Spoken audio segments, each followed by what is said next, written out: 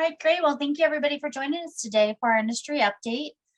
This is our first with Zach, and we're looking forward to hearing him present the information. As always, we record this. We will put this out on our website. We will send this out to you all later on today. And please use the chat feature for asking any questions throughout the webinar. And with that, I'm going to turn this over to Christine Bruce. She's going to do a small intro for our hospitality health sponsorship.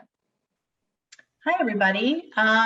Yes, the hospitality health insurance is now a fairly new thing. It's the American Rescue Plan Act of 2021.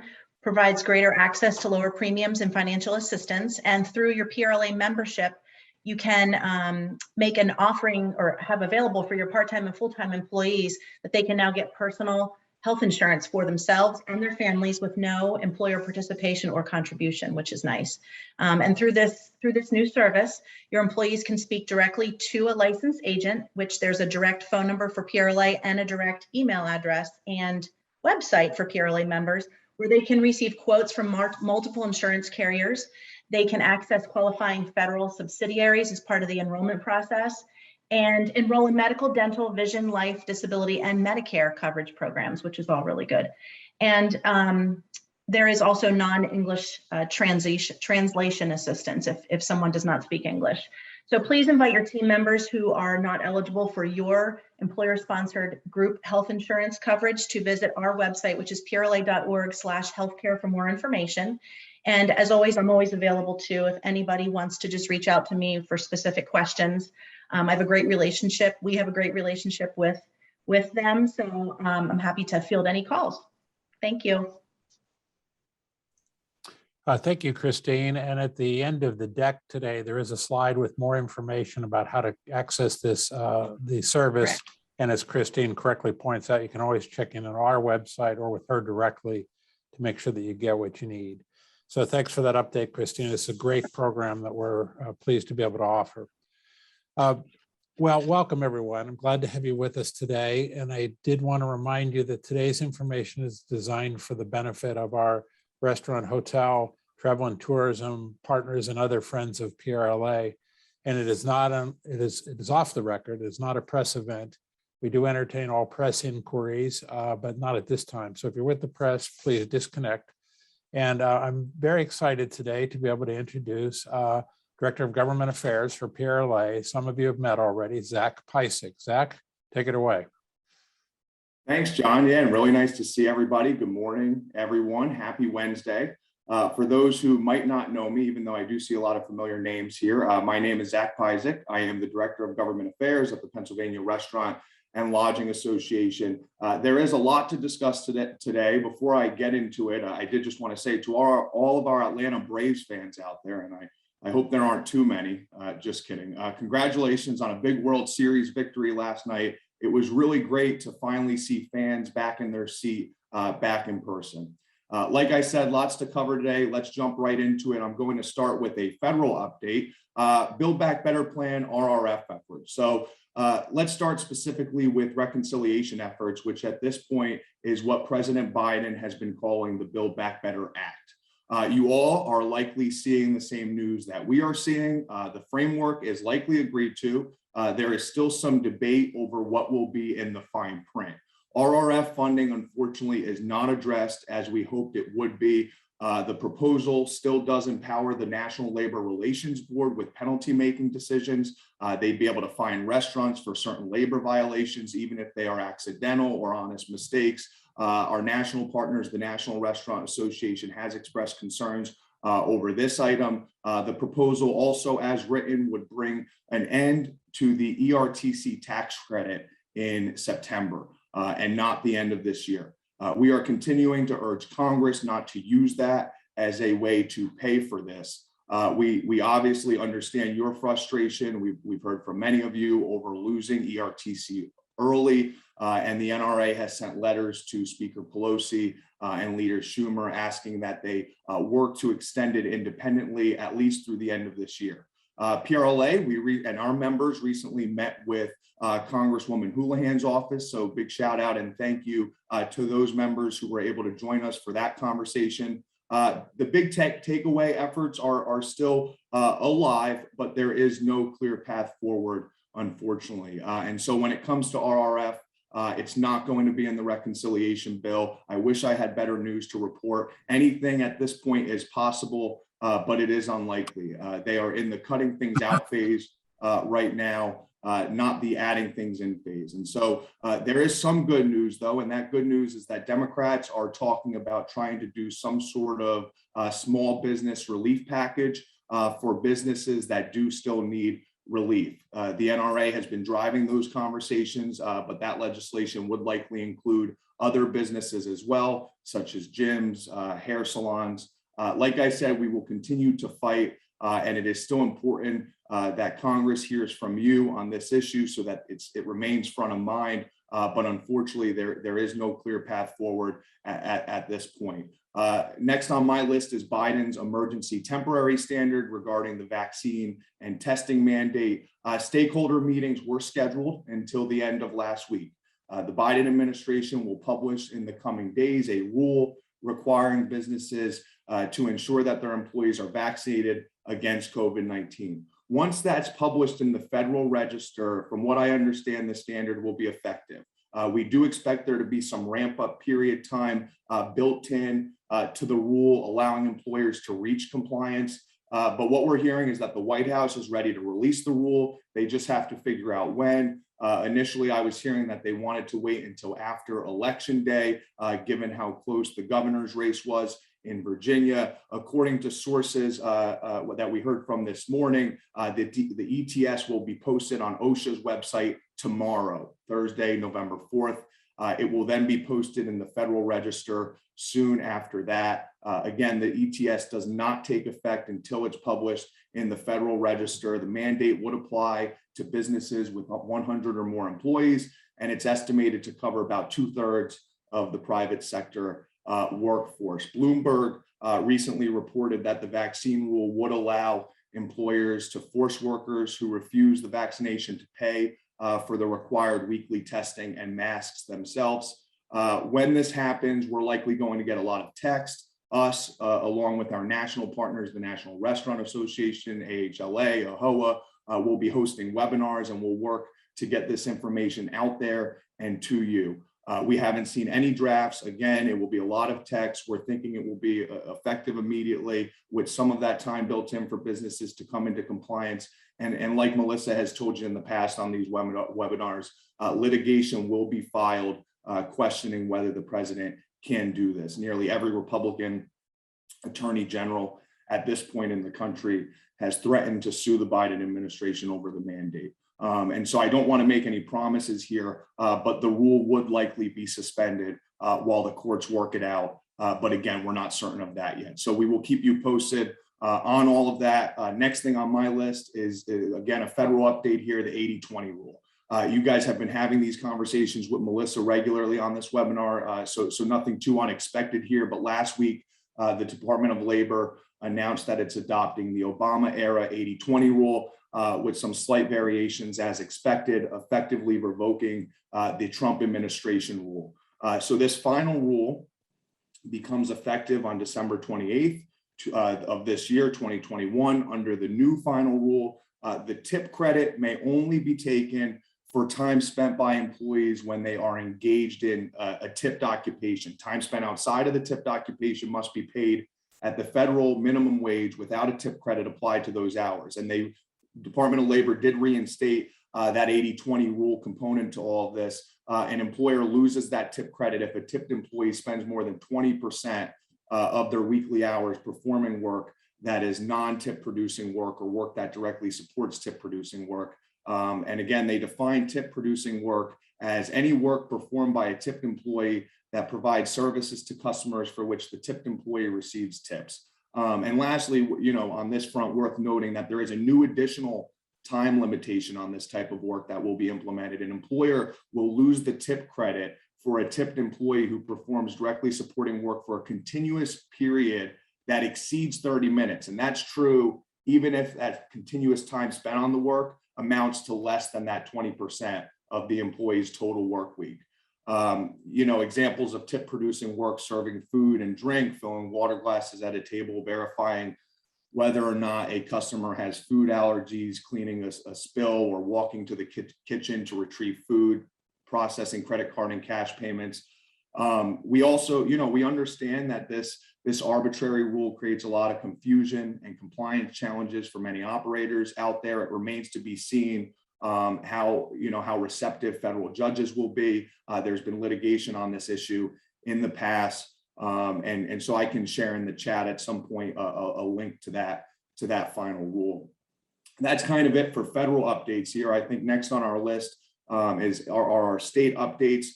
So the legislature returns to session next week. After having just 1 week off, the House and Senate both plan to return on Monday. Big news coming out of Harrisburg, huge news actually. House Bill 425, which contains amendments addressing outdoor seating and off-premise catering provisions, passed in both the House and the Senate last week. The governor has until November 7th to sign it, and we expect him to do so any day now. Many of you know that we've been pushing House Bill 1154. Last week, Melissa and PRLA saw an opportunity to get some movement on outdoor seating. Without getting too into it, the Senate was not yet ready for the mixed drinks to go issue. It's not an issue that we're giving up on over at PRLA. It's something very important to many of our operators still, and we'll continue to push it, but we did not see a path forward for that item. We did, though, however, have an opportunity to get outdoor seating addressed. And so very quickly last week, Melissa worked closely with the Senate to get almost all of our key priorities from 1154 addressed with House Bill 425. And so House Bill 425 allows a licensee that goes out of business to sell their liquor and wine to another licensee. It's been amended. It also streamlines the outdoor seating provisions until December 31st of 2024. It allows restaurants and caterers to extend premises within 1,000 feet of the main licensed building until December of 2024. Businesses will need to request this extension. And as long as there are no valid protests, the LCB will grant that immediate operating authority. And while the board processes that request, thanks to an amendment that I think was introduced by Representative Napoleon Nelson, the bill also eliminates that $500 fee for off-premise catering permits, allows an unlimited number of permits, and eliminates the 5-hour cap for events until December 31st, 2024. And so just to clarify, all of those catering provisions that I just mentioned, the unlimited events, the $500 fee being eliminated, and that 5-hour cap having been lifted, those will all sunset in December of 2024. And again, I just have to say, terrific work by Melissa Bova. She really does make this stuff look easy, even though it is not, and a lot of tough decisions had to be made along the way. But overall, we expect this bill to help a lot of operators in the industry. And so, unfortunately, mixed drinks to go, again, was not included in the legislation, but a lot of the provisions we were fighting for were. And again, the mixed drinks to go issue is something that we'll still be fighting for moving forward. The bill also eliminates the safekeeping fees and provides an additional year of safekeeping for a license that was in safekeeping during the proclamation of disaster emergency. Next on my list for state updates here, I wanted to talk briefly about our tourism priorities. PRLA's Tourism Summit was in late October. It was my first time participating in the Tourism Summit. I thought it was a terrific event. Huge shout out to Heidi and Eric from the PRLA team for all of their hard work to make it happen. And also a thank you to all of the sponsors and attendees at that event. It was great to all be under the same roof.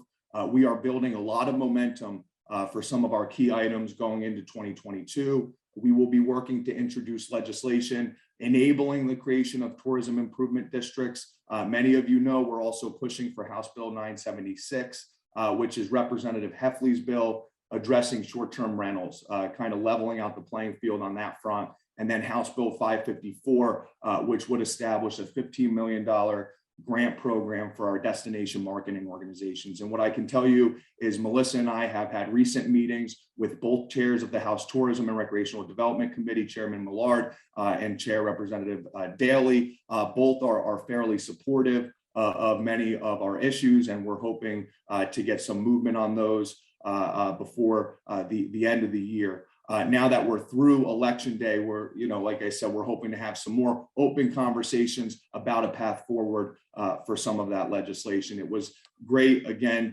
just to see the industry come together under one roof, a common theme led by the charge of Melissa Bova earlier this morning after a seminar that she presented at Unity, and how important it is for all partners in the tourism industry to unify and kind of work at these shared common goals, because I think together we can accomplish a lot in 2022, and there really is a lot of exciting stuff that we are working on. So next on my list are our local updates. Most of this news is going to be Philadelphia related. So let's start with mitigation. There's been a lot less talk about mitigation and government mitigation efforts, obviously, as we've seen cases and hospitalizations drop. The focus is mostly on vaccinations. More than 60% of adults in Pennsylvania are fully vaccinated. More than 70% of adults have received at least one dose. So as those numbers continue to climb, we see less emphasis placed on mitigation in places like Philadelphia and Allegheny County. The outdoor dining issue in Philadelphia, for those who have been following this issue, it is very exciting. We're building a lot of momentum but behind this issue. As many of you know, Councilmember Alan Dom has introduced 2 bills in Philadelphia to make streeteries and sidewalk cafes permanent in the city. The bills have both been assigned to the Streets and Services Committee. The hearing for this legislation is scheduled for November 9th, next week.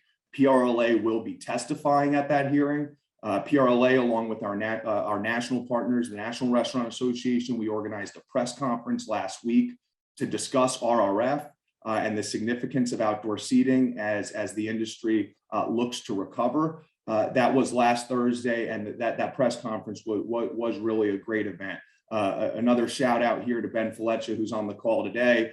He organized an awesome event. We had City Hall was the backdrop. It really came together. We got a lot of coverage. There were a lot of legislators there. Thank you, Ben, for your hard work on that. Steph and Kendra from the PRLA team, thank you for your help working to organize that event. We'll keep you posted as we work through that legislation. But again, we're building a lot of momentum on that front. There's a call to action that we've activated that we can throw into the chat. If you live in Philadelphia and haven't reached out to your council member yet, please consider doing so. It's important that they hear from you and that they know that this issue is important. We need them to keep it front of mind. Next on my list, third-party delivery fees. So many of you know that there are currently temporary fee caps in place on third-party delivery companies for marketing services and delivery commission and what they're able to charge restaurants in the city.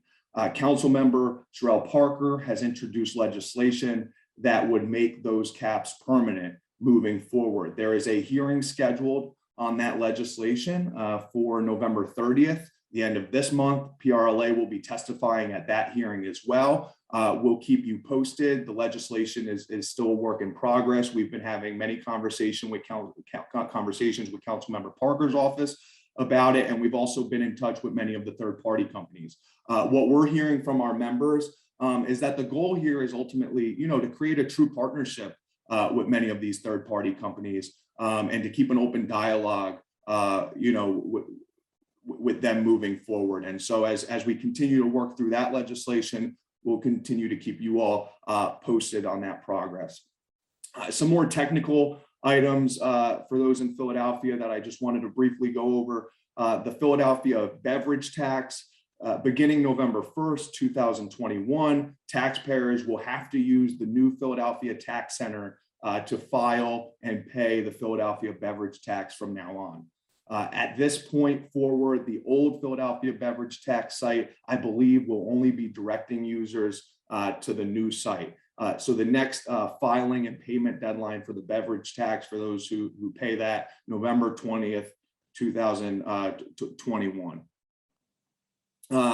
Liquor tax, taxpayers previously could pay that liquor tax online or by mail. As of November 1st, those who do pay the liquor tax must file and pay that liquor tax only electronically at the Philadelphia Tax Center.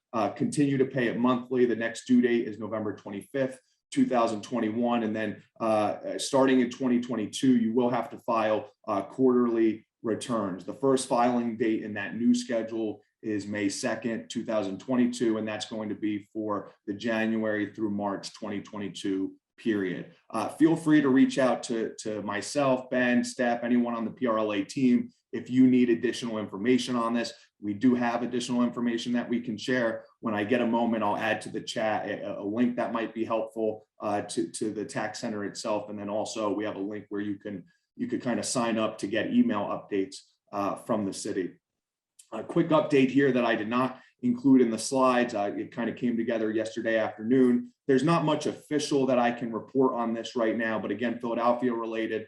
There are rumblings around, I guess we'll call it virtual city hall, about a package of bills being introduced soon. They are related to improvements in the transit system in Philadelphia, including things like dynamic parking pricing. And as soon as we know more, we're going to get information out to you.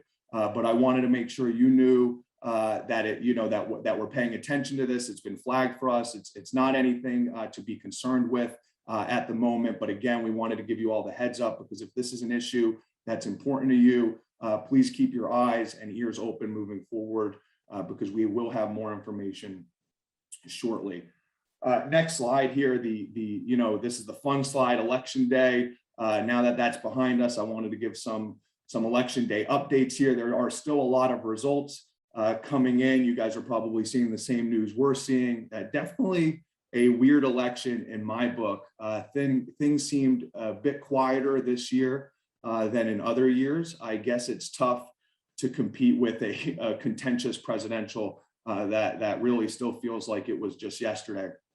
All elections matter, though. We know that. You might have seen Republican candidate Glenn Youngkin won the Virginia governor's race.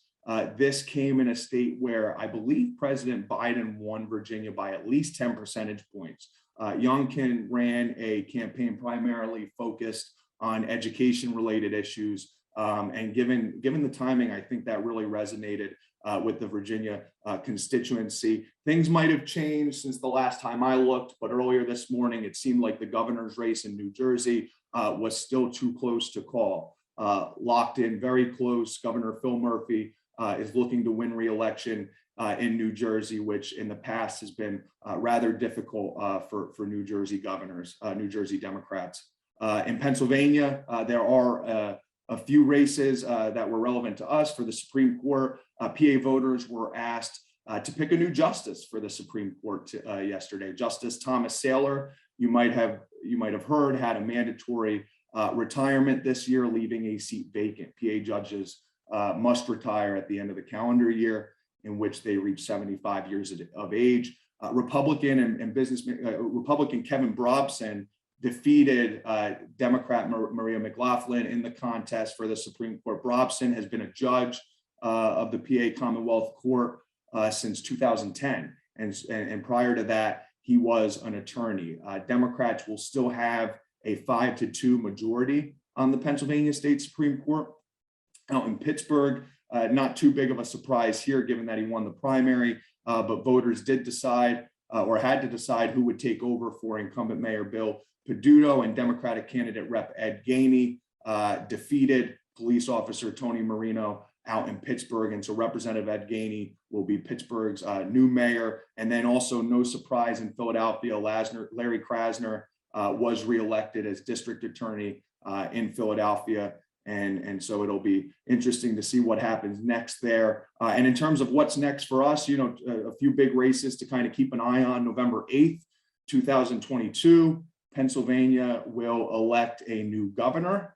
You guys have all seen, again, the same news that we've seen. I think, there's a clear Democratic front runner. Attorney General Josh Shapiro has thrown his hat in the ring. And then there are a few different candidates, a handful of different candidates running on the Republican side of things. So a lot to play out there. And then lastly, we will also be filling a seat for Senator Pat Toomey's Senate seat.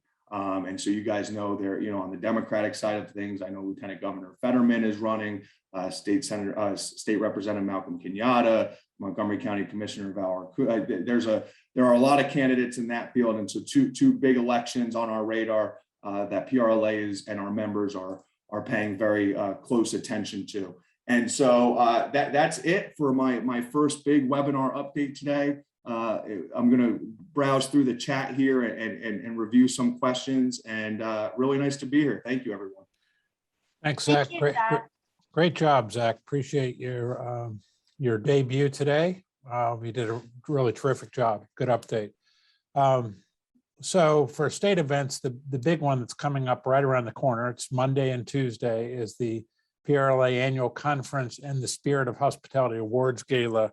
These are the state of Pennsylvania Hospitality Awards Gala that are given on awards that are given on an annual basis. It's going to be a terrific conference. You might have a little trouble finding a hotel room, but we will help you if you still want to get there. We definitely have room in the conference, though. We have a great turnout, but we have room. So if you'd still like to come, please check it out on our website and get there. It's going to be a really terrific event, and PRLA is picking up half of your cost for it. So what would normally be about $250 at our cost, you're going to only pay $125 for. It's a lunch, an awards dinner, a breakfast, keynote speakers, get to hear from Sean Kennedy from the National Restaurant Association and Chip Rogers from AHLA, and meet with many of your colleagues from around the state. And then I think we have 2 more legislative roundtables coming up, and the next one is on November 30th for the Brandywine chapter. And these are critical in the shaping of getting our message to legislators.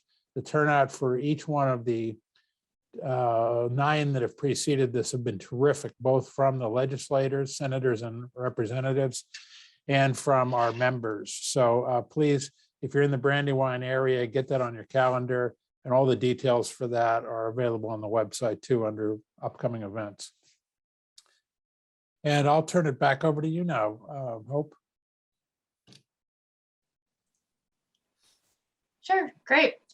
We will be back November 17th with our industry update with a special guest. Nick Gates from Teladoc will be joining us to share information on how you can give your employees access to affordable, high quality insurance benefits through Teladoc's virtual care benefits. So please join us again on the 17th. There are 2 more webinars coming on a national basis with Dell Technology and Heartland Payments. You'll be able to find those registration links on our website. Next slide. As John already covered, our annual meeting is coming up. We're in the middle of meeting prep right now. We're looking forward to seeing everyone Monday and Tuesday. We did put this in our update. Pennsylvania Conference for Women will be awarding 80 women-owned businesses in Pennsylvania restaurants $2,500 grants later this month. So please get your application in. There's the application website. And for the month of November, we are doing a fundraiser for our educational foundation. So please keep an eye out on all the things we're going to be sending out. But we are looking to raise funds for our scholarships, for our HARP, and for other areas that we are going to be branching out into through our Ed Foundation. So Dine Out, Help Out will be what we're putting out throughout the month of November. You can use text to donate, or you can use Amazon Smiles and links to our Ed Foundation through your Amazon account. The schedule of events here for our annual meeting, just to give you a brief overview of the timing of the events and the different meetings that are going on that day. Next slide. As always, we are having ServSafe classes, so please do make sure you are not lapsed with your food certifications at your businesses. They are coming out, they are looking, and they will be zinging you if you're not up to date. So please keep an eye out on your certifications. We have classes going on all over the state, and they're on our calendar of events on our website. And with that, I think I will turn this back to Zach for questions if you have some. Well, thanks, Hope. Yeah, and I think everybody made it real easy for me today. So I appreciate that. I don't see any questions in the chat here, but I guess a few things I'll just flag again. Remember that emergency temporary standard that we expect Biden to release is likely going to be released tomorrow. And so, please check the OSHA website. We'll be doing that as well. And as soon as we have more information on that, we'll distribute it. And again, just a big congratulations to Melissa Bova on her hard work with House Bill 425. We're really excited that passed, and it was, again, she makes this stuff look easy. And so great job, Melissa, on that front. And, feel free, my email is zpyzik, that's zpyzik@prla.org. And if anything ever comes up, feel free to shoot me an email, and I'm happy to help however I can. Really nice to be here today. Thank you, everybody. Great, thanks, Zach. Thanks, John. Thanks for Christine for helping out too. Today, we will again send this out, and please reach out to any of us if you have any questions or need anything. Yeah, it was a great debut, Zach. Great job. So thank you, everybody. Yep. And with Thank you, that, Hope. I think we are done. So.